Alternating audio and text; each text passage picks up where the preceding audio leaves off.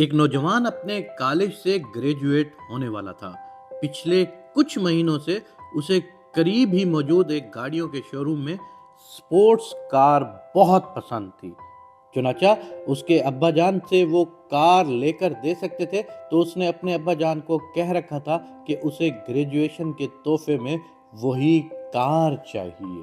جیسے جیسے گریجویشن کی تقریب کا دن قریب آ رہا تھا ویسے ویسے نوجوان کا اپنے تحفے کا انتظار بھی اپنے عروج پر جا رہا تھا۔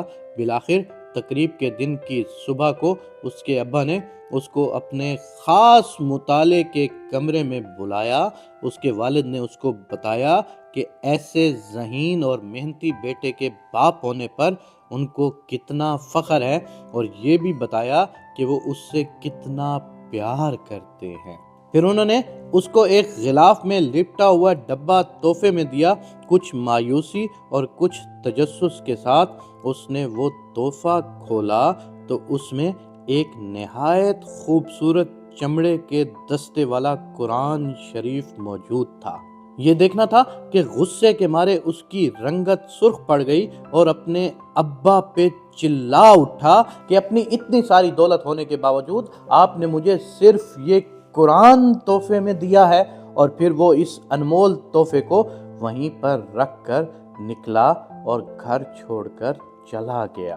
بہت سال گزر گئے اور پلٹ کر وہ اپنے ابا کے گھر نہ آیا۔ اب وہ ایک کامیاب بزنس مین بن چکا تھا اور اس کے پاس نہایت خوبصورت بنگلہ تھا اور بہت ہی اچھی بیوی تھی۔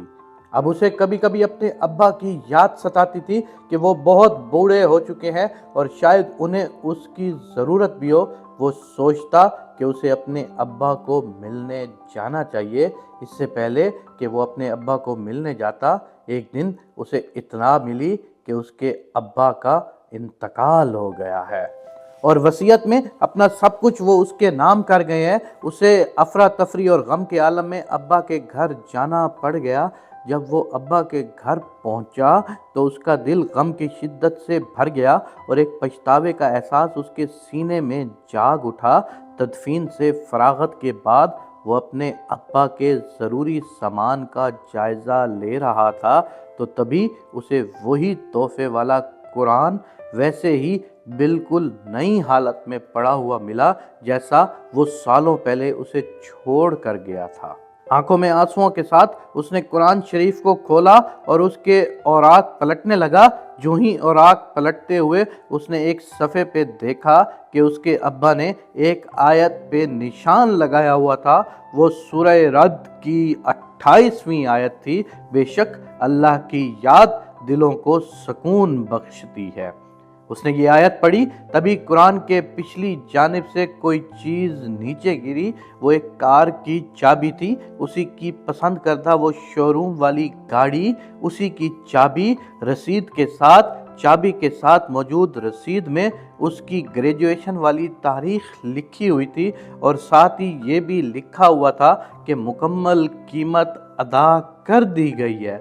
زندگی میں کتنی ہی دفعہ ایسا ہوتا ہے کہ ہم اللہ تبارک و تعالیٰ کی عطا کردہ ان گنت نعمتوں کو صرف اس وجہ سے ٹھکرا دیتے ہیں کیونکہ وہ ہماری توقعات کے مطابق لبادے میں نہیں ہوتی۔ اللہ تبارک و تعالیٰ سے ہمیشہ دعا مانگا کرو کہ میرے پاک اللہ کہ مجھے زندگی میں سکون عطا فرما۔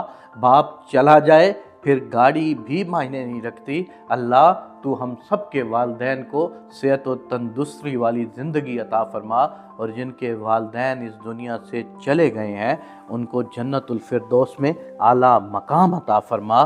آمین یا رب العالمین۔